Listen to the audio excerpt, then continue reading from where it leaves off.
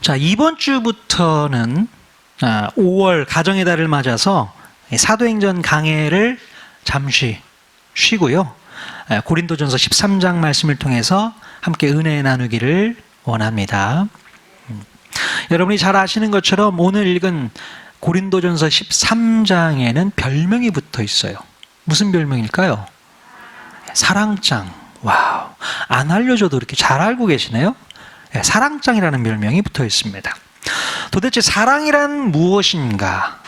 우리는 사랑을 어떻게 해야 할 것인가? 그리고 그 사랑을 우리 가정에서 어떻게 적용할 수 있을까? 자, 그 얘기를 우리가 함께 나눠보도록 하겠습니다.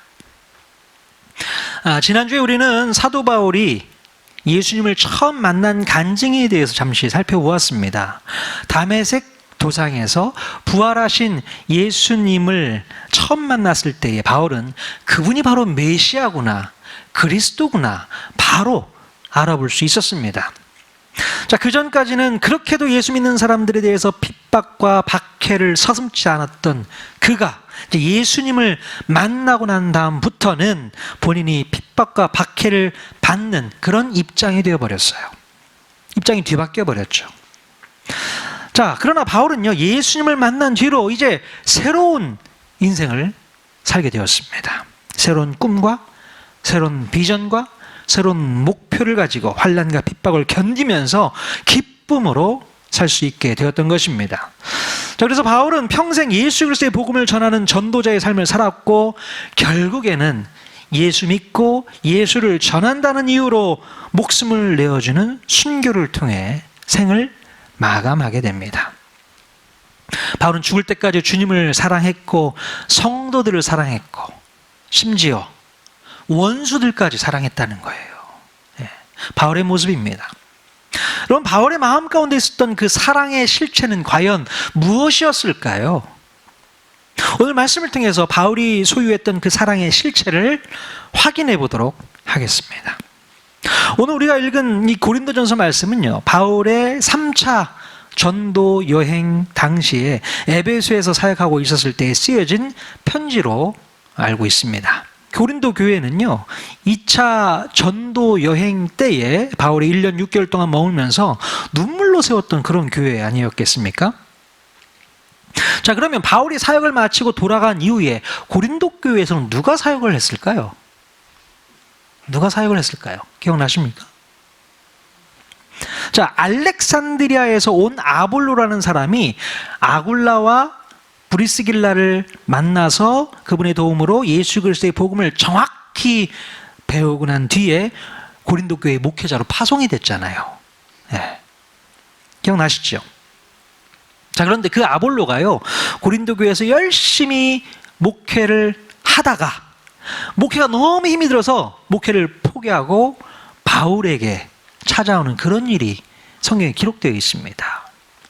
자, 고린도전서를 처음부터 읽어보면 아볼라가 왜 그렇게 힘들어 했는지를 우리가 알 수 있게 돼요. 네. 자, 고린도 교회에 여러 가지 문제가 있었는데요. 자, 그 중에 바로 성령의 은사와 관련된 심각한 문제가 있었던 것을 우리가 볼 수 있게 됩니다. 자, 그래서 바울은 고린도전서 12장, 우리가 오늘 13장 읽었는데요, 바로 그 앞장인 12장의 은사와 관련해서 뭐라고 설명하냐면, 여러 가지 다양한 은사가 있는데 그 은사들 중에는 중요한 은사가 있거나 덜 중요한 은사가 있는 것이 아니라 교회를 위해서는 모두 중요한 은사들밖에 없다는 거죠. 그 얘기를 바울이 설명하고 있습니다. 그리고 성도들에게는 그 다양한 종류의 은사를 우리 모두에게 각각 다르게 주신다는 것을 설명하고 있어요. 자, 그런데 바울은 여기에서 설명을 그치지 않고 매우 중요한 이야기를 하나 꺼내게 됩니다. 자, 고린도전서 12장 31절 같이 읽겠습니다. 시작. 너희는 더욱 큰 은사를 사모하라. 내가 또한 가장 좋은 길을 너희에게 보이리라. 네. 12장의 맨 마지막 절에 이 말씀을 쓰고 있고요, 오늘 읽은 13장 1절로 본문이 진행이 됩니다. 자, 성령의 은사 가운데 모든 은사가 다 중요하지만 가장 큰 은사가 하나 있다고 얘기하고 있어요. 가장 큰 은사, 그 은사는 과연 무엇일까요? 뭘까요? 자, 그것은 바로 사랑의 은사라고 얘기합니다. 바로 이 사랑의 은사를 사모하라고 권면하고 있습니다. 자, 이 사랑의 은사는 다른 은사와는 달리 독특한 특징이 하나 있습니다. 자, 다른 은사들은 각각 다른 사람들에게 랜덤으로 이렇게 주어지거든요. 예, 서로 다른 은사들이 주어지게 되지 않습니까? 자, 그런데 이 사랑의 은사만큼은 모든 사람에게 동일하게 주시는 은사다. 그러니까 누구는 갖고 누구는 안 갖고 그게 아니라 다 사랑의 은사를 주신다는 것입니다. 자, 그리고 예수님을 믿는 모든 사람들이 받아야 할 은사가 바로 이 사랑의 은사다. 그렇게 얘기를 하고 있어요. 자, 이 말을 다르게 표현하면요. 만약에 우리에게 이 사랑의 은사가 보여지지 않는다면 그 사람이 예수님을 제대로 잘 믿고 있다라고 말할 수 없다는 거예요. 이게 중요한 포인트입니다. 사랑의 은사를 다 주시는데 이상하다. 왜 사랑의 은사가 보이지 않지?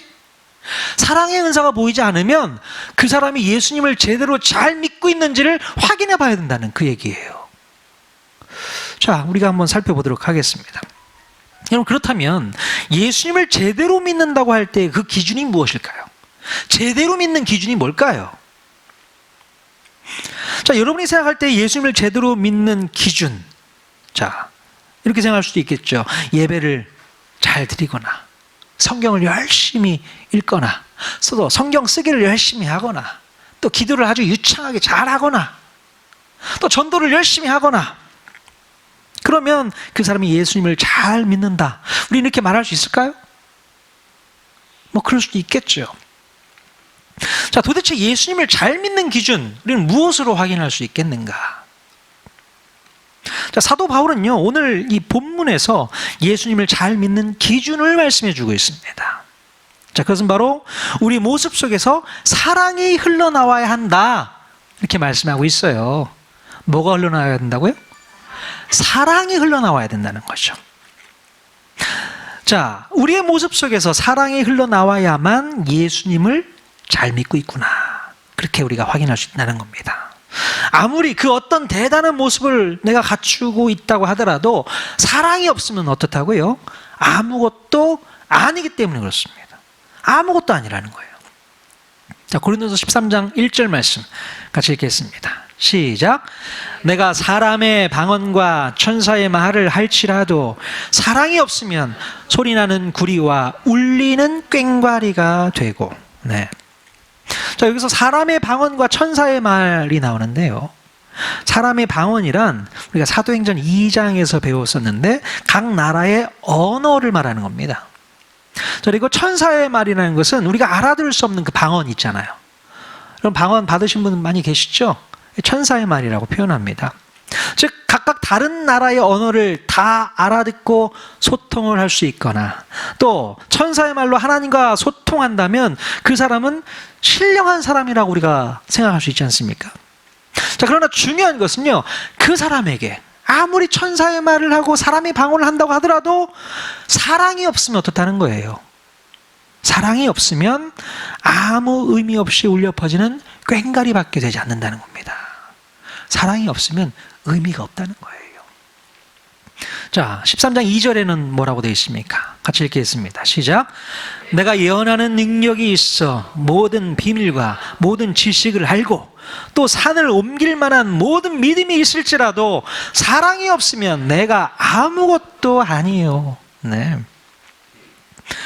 예언하는 능력이 있고 모든 신령한 비밀과 지식을 가지고 있고 심지어 산을 옮길 만한 믿음이 있을지라도 사랑이 없으면 어떻다고요?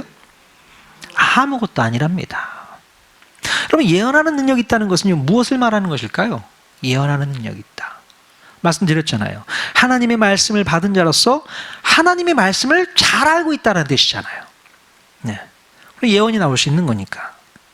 자, 그래서 비록 하나님의 말씀을 통해서 성경에 나오는 모든 비밀과 지식들을 잘 알고 있다 하더라도 그 사람에게 사랑이 없으면 nothing, 아무것도 아니라는 겁니다.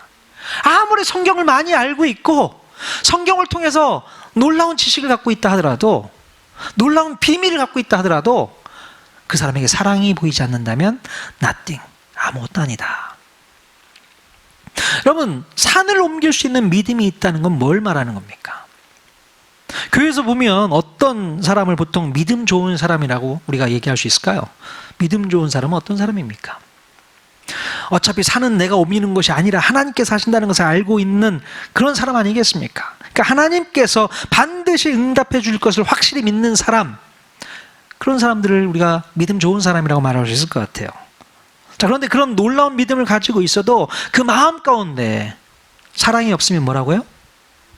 nothing, 아무것도 아니라는 겁니다. 자, 13장 3절 또 같이 읽겠습니다. 시작.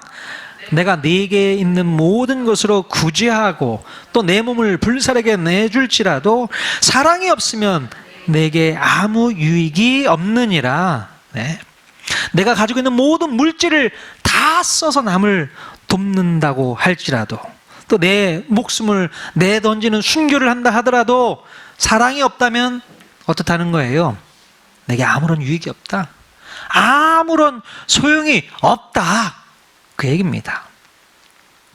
며칠 전에 우리 시온이가 학교에서 어버이날 카드를 만들어 갖고 왔어요. 카드에 보니까 이제 편지를 썼겠죠. 편지 내용을 보고 제가 아주 빵 터졌습니다. 편지 내용이 뭘까요? 부모님께 다 필요 없고 건강하세요.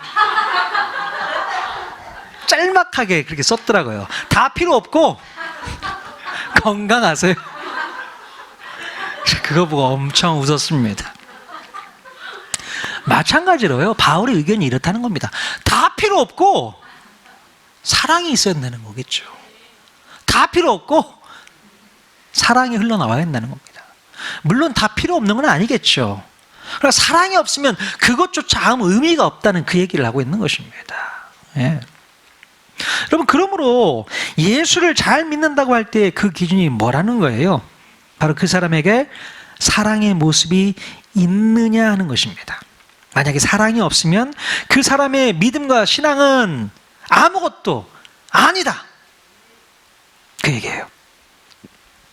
그럼 목사도요, 사랑이 없으면 아무것도 아닙니다.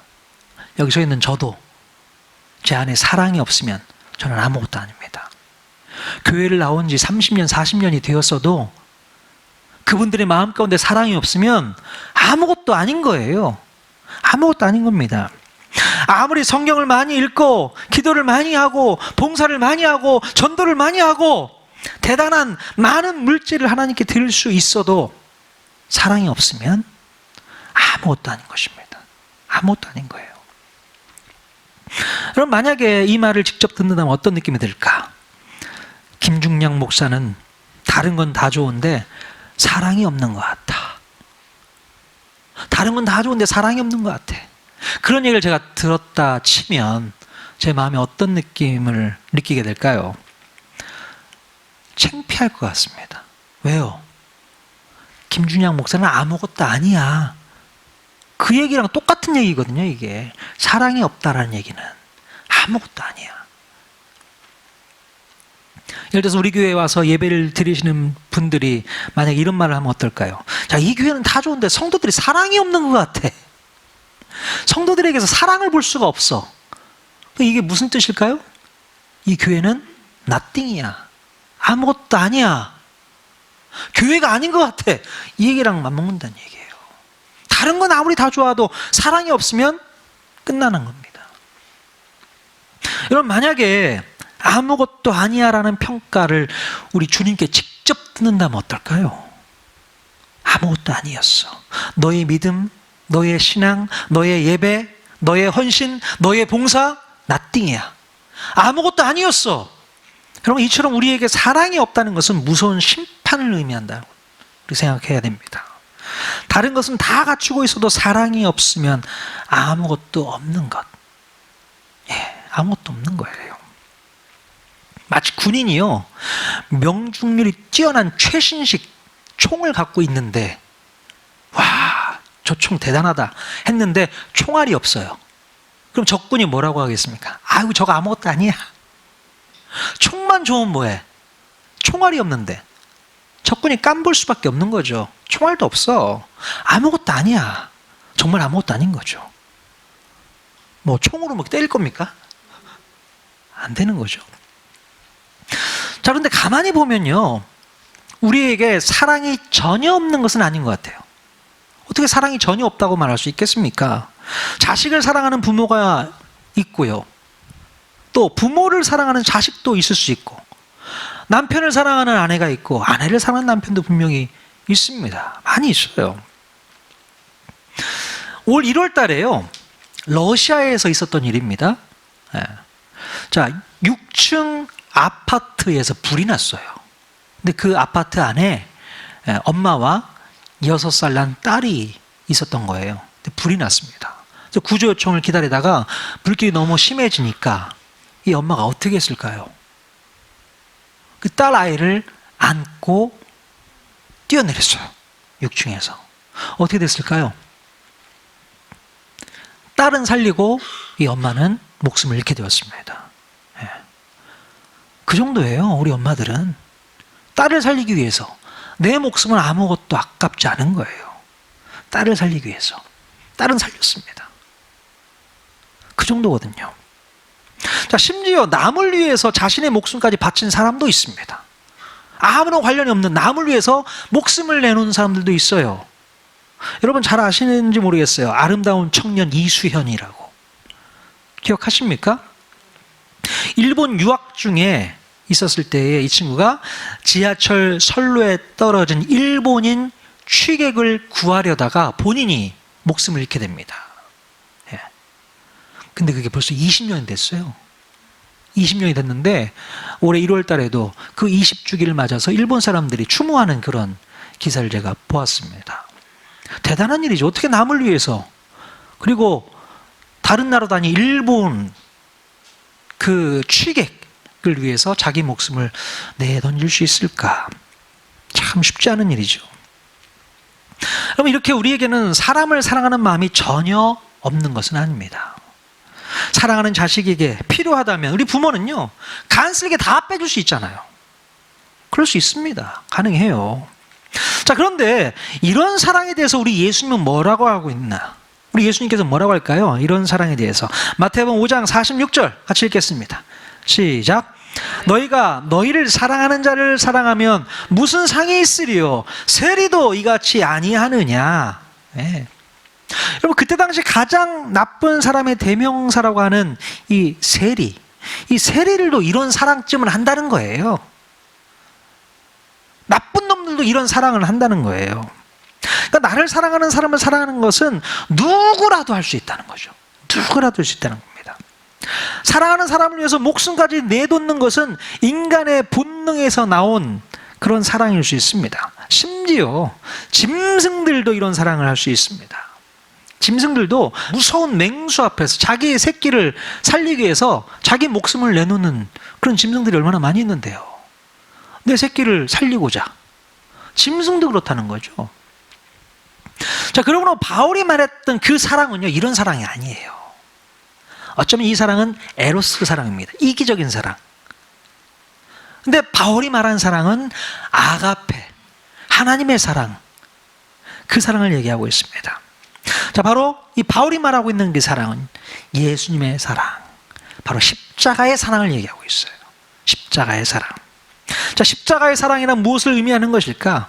바로 십자가의 사랑은요, 지옥에 갈 수밖에 없는 원수 같은 사람을 위해서까지 대신 죽을 수 있는 그런 사랑을 얘기합니다. 대신 죽을 수 있는 사랑. 세상에서 가장 나쁜 사람일지라도 그 사람을 사랑할 수 있는 그 사랑. 아무리 나쁘다, 아무리 왼수 같다 하지만 그를 사랑할 수 있는 것, 그게 바로 십자가의 사랑에서 표현되어진 것입니다. 바로 이 십자가의 사랑은 그 원수 같은 사람도 사랑하는 사랑을 의미합니다. 자, 예수님께서도 이렇게 말씀을 하셨어요. 자, 마태복음 5장 44절에 뭐라고 되어 있습니까? 같이 읽겠습니다. 시작.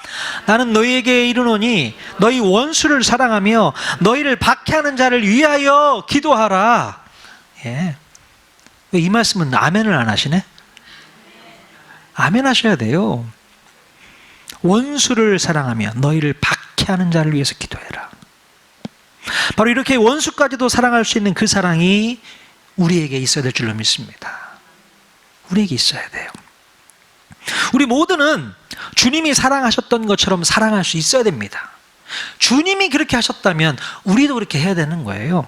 왜요? 요한복음 13장 34절 35절 같이 한번 읽어보겠습니다. 시작. 새 계명을 너희에게 주노니 서로 사랑하라. 내가 너희를 사랑한 것 같이 너희도 서로 사랑하라. 너희가 서로 사랑하면 이로써 모든 사람이 너희가 내 제자인 줄 알리라. 아멘.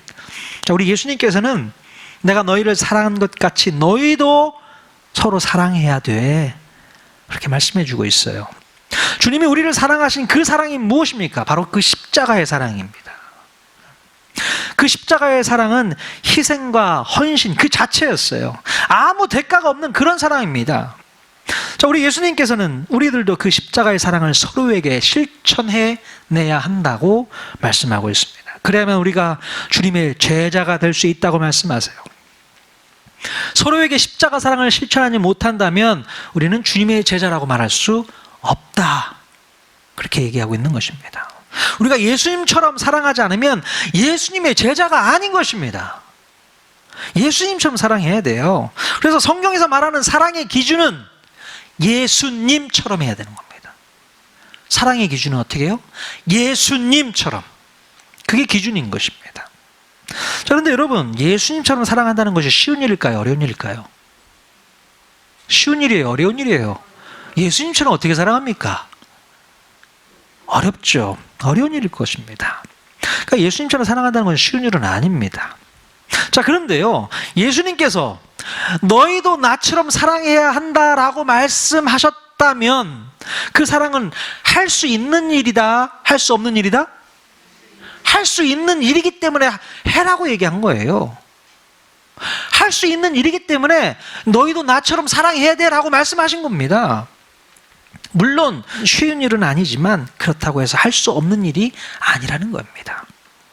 우리 수준에서도 충분히 할 수 있기 때문에 그렇게 하라고 명령을 하신 거예요. 우리 주님이.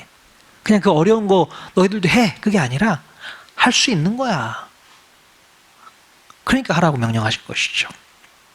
자, 사도 바울도요, 물론 그것이 어렵기는 하겠지만 할 수 있는 것이라고 말씀하고 있습니다. 자, 그 말씀의 근거가 로마서 5장 5절에 또 있습니다. 같이 읽겠습니다. 시작.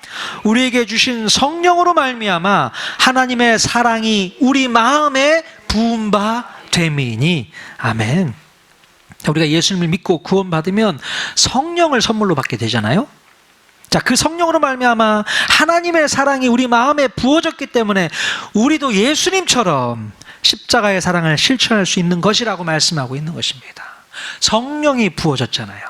그 성령을 통해서 하나님의 사랑, 십자가의 사랑, 예수님의 사랑을 실천할 수 있게 된다, 그렇게 말씀하고 있어요. 자, 그러므로 우리 그리스도인들은요, 예수 그리스도를 구세주와 주님으로 영접해서 내 마음 가운데 모시고 있는 사람들이기 때문에 내 마음 속에는 누가 있는 겁니까? 예수님이 있는 것이고요, 예수님이 있기 때문에 사랑도 있는 것입니다. 왜요? 예수님이 이퀄 사랑이기 때문에. 예수님이 사랑이란 말이죠. 그러므로 우리들은 이미 마음 가운데 십자가의 사랑을 품고 있는 하나님의 자녀들인 줄로 믿습니다. 여러분들이 예수님을 영접한 하나님의 자녀 그리스도인들이라면 예수님의 그 사랑이 여러분 마음 가운데 이미 와 있다고 믿으실 수 있어야 돼요. 정말요.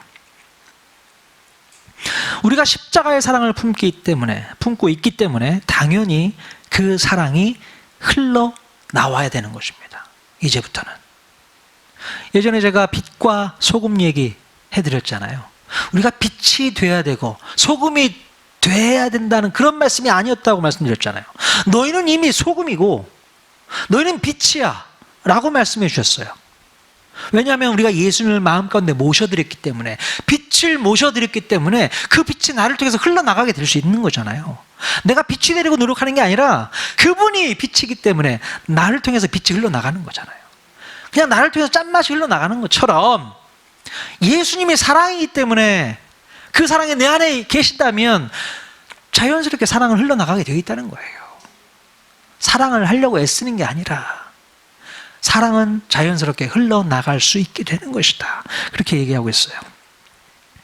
여러분, 하나님께서는요, 우리 모두에게 같은 모든 은사를 주시지는 않습니다. 어떤 은사는 받은 사람이 있고 어떤 은사는 못 받은 사람도 있을 수 있습니다.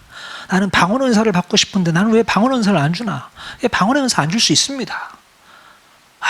어떤 사람은 이런 은사를 갖고 있는데 나는 이런 은사를 왜 안 주실까? 그렇게 할 수가 있어요. 하지만 그 특정한 은사를 받지 못했다고 해서 구원을 못 받았다, 이렇게 말할 수 있어요, 없어요? 말할 수 없죠. 어떤 은사를 내가 갖고 싶은데 그 은사를 받지 못해서 나는 구원 못 받았다, 이렇게 얘기하면 이건 이단입니다.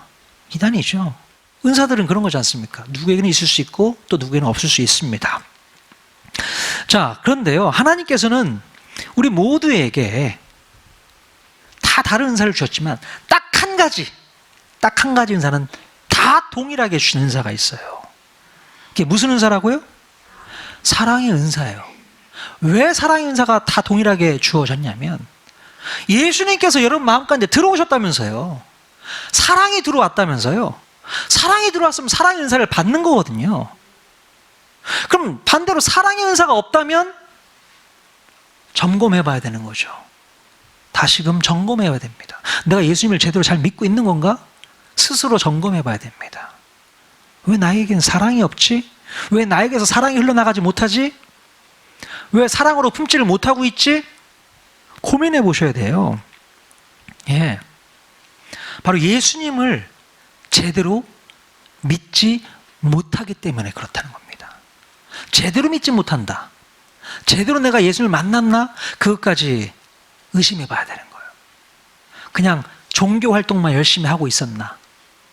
예수님을 제대로 믿으면 예수님의 그 복음이 내 안에 정말 들어와 있으면 나는 내 마음 가운데 사랑이 흘러나가야 되는 게 정상이라는 거죠. 아까 처음에 말씀드렸는데요, 우리가 예수를 잘 믿는다고 말하는 기준 뭐라고 말씀드렸습니까? 바로 예수님의 사랑, 십자가의 사랑, 바로 그 사랑의 은사가 나에게 있느냐 없느냐가 기준이 되어야 되는 것이죠. 사랑이 있느냐 없느냐. 우리가 예수를 제대로 믿어야만 사랑의 은사를 받을 수 있습니다. 우리가 기도를 열심히 한다고 해서 사랑의 은사가 생기는 게 아니에요. 우리가 어떤 영적인 훈련을 한다고 해서 그 사랑의 은사를 받는 게 아닙니다. 사랑의 은사는 예수님을 제대로 믿는 사람에게 주어지는 거예요. 예수님을 제대로 믿고 구원받은 사람에게 주는 것이라고요. 이걸 기억하셔야 됩니다. 그러므로 안타까운 것은 우리가 예수님을 믿되 제대로 믿지 못하니까 문제가 되는 겁니다. 제대로 믿지 못하니까. 제대로 믿지 못한다는 것은 예수님의 사랑을 제대로 내가 경험하지 못했다는 것, 그 얘기를 의미합니다. 우리가 예수님의 진짜 사랑을 내 마음 가운데 경험하지 못하고 있으니까 그 사랑이 나에게서 흘러나오지 못하고 있는 겁니다. 예수님께서 십자가의 사랑으로 내 죄를 용서해 주셨다는 사실을 제대로 믿은 사람은 나에게 죄 지은 사람을 충분히 용서할 수 있는 그런 사랑이 나오게 되어 있어야 되는 것입니다. 얼마나 그 십자가에서 자기 피를 다 쏟아가면서 우리의 죄를 용서해 주셨습니까? 그 사랑을 경험한 사람이라면 충분히 나에게 죄 지은 자를 용서할 수 있는 그런 능력이 나타나야 되는 거죠. 경험한 사람만 사랑을 흘려보낼 수 있는 겁니다. 근데 경험이 안 됐기 때문에 그게 뭔지를 모르겠는 거야. 내가 용서받은 게 뭔지를 모르겠으니 나도 용서를 못하는 거 아니겠습니까? 심각한 거죠. 제대로 믿지를 못하고 있는 겁니다. 제대로 믿으셔야 돼요. 제대로 만나셔야 됩니다. 여러분, 우리가 여전히 형제를 미워하고 자매를 미워하고 뭔가 마음 가운데 불편한 마음이 있다면 다시 살펴보셔야 돼요. 예수님의 사랑이 내 안에 들어와 있는지. 자, 그런데요, 예수님을 진짜 제대로 믿은 사람인데도 여전히 사랑을 흘려보내지 못하는 사람들도 있습니다. 아니, 예수님을 제대로 믿었는데 왜 그 사랑이 흘러가지 않나? 왜 그럴까요? 왜 그렇습니까? 왜냐하면 그 사람들은요, 진정한 사랑을 흘려보내고 싶어하는 열망이 없기 때문에 그렇습니다. 내가 사랑을 흘려보내고 싶다는 그 열정이 없어요. 자, 왜냐하면요, 그렇다는 거예요. 여러분의 마음 가운데 여러분 어떤 열망과 어떤 갈망이 있으세요? 마음 가운데 그런 열정이 있으시잖아요. 갈증이 있으시잖아요. 나는 병에 걸렸어. 빨리 병을 고침받고 싶어. 그런 열정으로 하나님께 기도하지 않습니까? 하나님 병 좀 고쳐주세요. 치료해 주세요. 제가 이런 문제가 있습니다. 사업할 때 이런 문제가 있는데 이것 좀 해결해 주세요. 그런 열정 가지고 주님 앞에 간절히 기도하지 않습니까?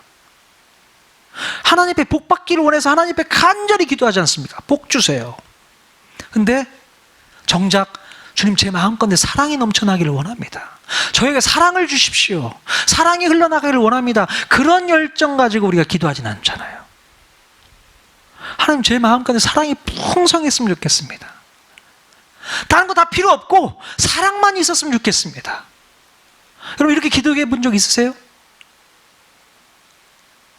사랑을 원하지 않는 거예요. 사랑만 있으면 됩니다 라는 기도가 나오지 않는 거죠.